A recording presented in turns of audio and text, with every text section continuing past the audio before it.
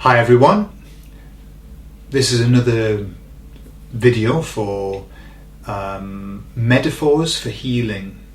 Okay, so this isn't hypnosis, but what it does require you to do is to relax, just chill a little bit, allow your breathing to slow down. You can listen to this with your eyes closed or with your eyes open, it really doesn't matter. But these are messages for your unconscious mind. Your conscious mind can listen, but you don't need to overanalyze them. The messages are very powerful, and you'll find that they will remain with you, and they will continue to work their magic whilst you are doing other things. So take a nice deep breath now, and as you exhale, just relax. And just let my words wash over you.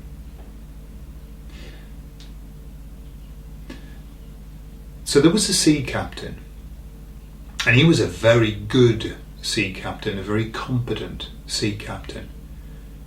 And his boat always sailed in the right direction, always arrived on time, always left on time. And it was a very safe boat that the captain piloted. But the captain was a little bit, how could we say, obsessive. And he loved to keep a clean ship, a tidy ship. And so what he would do is whenever anything broke down, anything started to get old or dirty or no good, he would have his crew put it in a little tug that the big ship pulled behind. If you understand that when big ships come into port, they need a tug to make sure they go down the right part of the river. And so this big boat would have a tug that it pulled behind, just a little boat that it pulled behind. And so you would have the crew put all of the broken things into the tug behind. Now this went on for a long while. And little by little the captain kind of started to become a little bit obsessed by the things, the broken things that were in the tug behind. And you would often wonder if maybe he'd misjudged the fact that they had to be put there. Maybe there were things that really could be fixed. Maybe there were things that shouldn't be there. And he was starting to forget what was there as well, and so he wanted to be sure that he knew exactly what was in the tug. And so what he started to do, he would leave the helm and he would start going down and spending time on the tug, kind of sorting through the old stuff, the broken stuff, the stuff that was no good, and looking at it, deciding whether you've made the right decision, etc. And this became a bit of an obsession for him. So much so that by the end he was spending 4, 5, 6, 7 hours a day sorting through the tug, whilst nobody was at the helm. About the same time, God chose a prophet. God was very unhappy with the behaviour of a village here on earth. And so he wanted to send a prophet to warn them of the impending doom, the impending wrath of God. And so he chose a prophet, and he said to the prophet one night in a dream, "Go to the village and tell the people of the village that they must change their ways. Because if they don't change their ways, I, God, will send a rain, a poisoned rain, that will poison all of the water in the village, so that when the people come to drink the water, they will become mad, crazed, out of their minds." Well, the very next day, the prophet got up and went into the village, as was his duty, and he began to preach in the market square to the village, to anybody who would listen, saying, "Change your ways, because if not, God is going to send a rain and it's going to poison the water and everybody who drinks of the water will become mad, crazed, lunatics. Well, as you can imagine, nobody listened. Nobody cared. This was just a foolish man in the market square. And so the prophet talked for a while, for a good few weeks. Nobody listened. And finally God and the prophet could stand it no longer. But the prophet, knowing that the potential was that the rain was coming, the poisoned rain, he had stored a lifetime's worth of water up in a cave up in the mountains. And so he fled to his cave, knowing that the rains were coming. And sure enough, the rains came. And the rains were poisoned, and the water became poisoned. And as soon as the people drank the water, they became crazed. They became lunatics. And every person in the village became a crazed lunatic. Except the prophet, who was up in his cave drinking his clean water. And time passed, and the prophet became curious about the village. He became curious about how the people were living in that crazed state. And so he came down to the village, and he was very surprised to see that although the people were crazed, because they were all crazed, they didn't notice it. But when they saw the prophet, they ran to kill him. They began attacking him and threatening him with his life because he, according to the village, was mad because he wasn't like them. And they wanted to kill him. And so he fled for his life once more up to his cave and sat down and drank his clean water.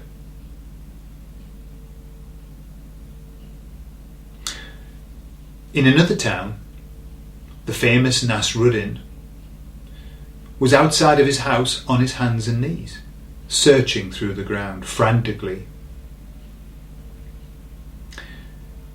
Just then a neighbour came by and saw Nasruddin on his hands and knees, scrabbling through the ground, through the earth, and he asked him, "Nasruddin, what are you looking for?"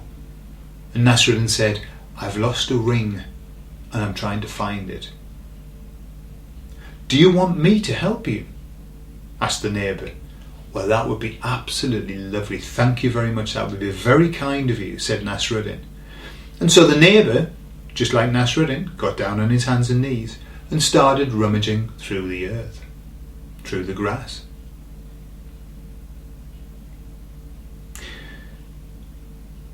Everything in this life happens for different reasons.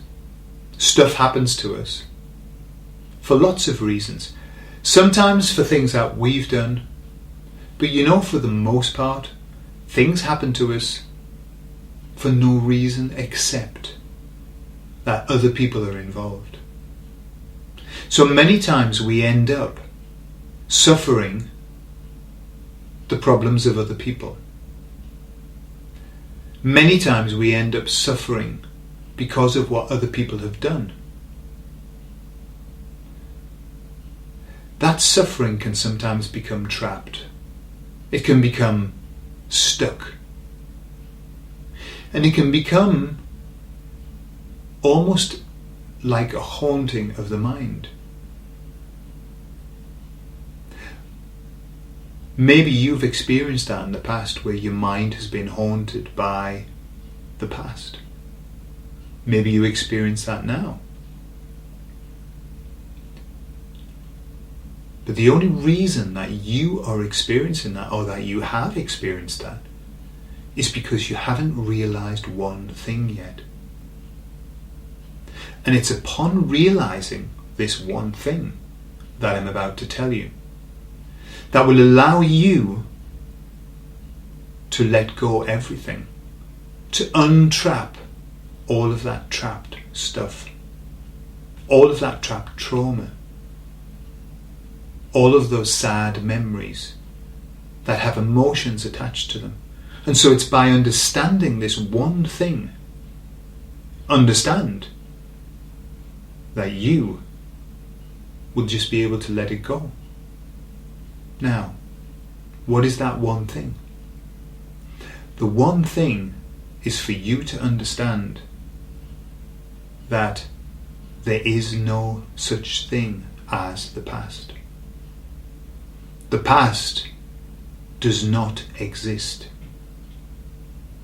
Let me put that another way.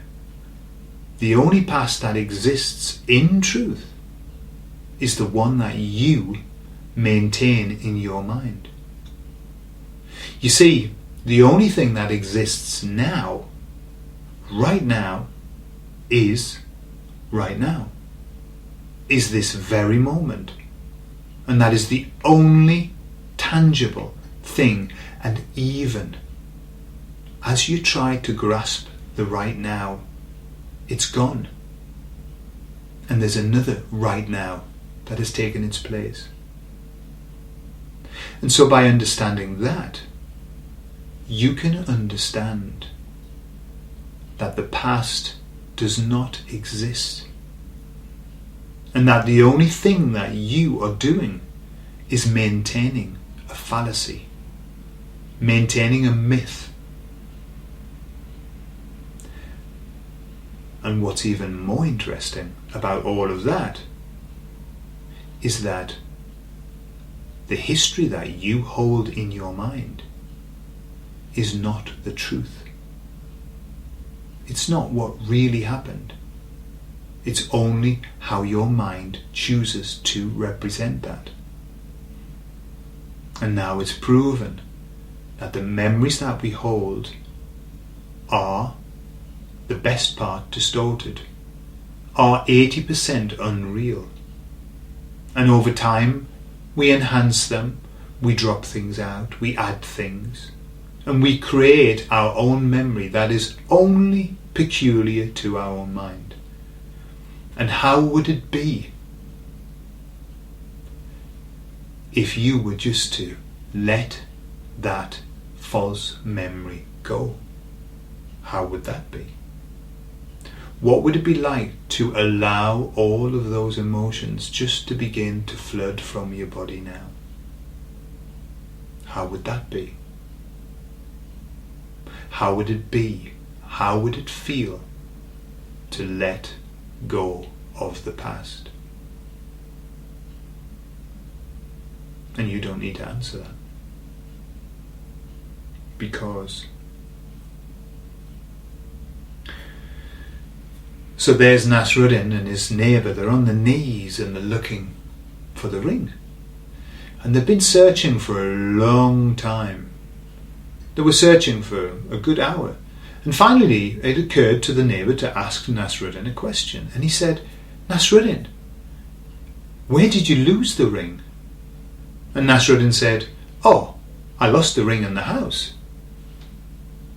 So why are we out here on our hands and knees looking in front of your house? And Nasruddin said, because out here there's more light. And so the Prophet was sat day after day in his cave with his clean water, day after day. And he felt sad and alone. He had nobody, just him and his water and his cave. And finally, after some months, he could stand it no longer. And he picked up his things and he walked down to the village and went to the well, took some water and drank it. And he became as mad as everybody else. But at least he was in good company. And at least he wasn't alone anymore.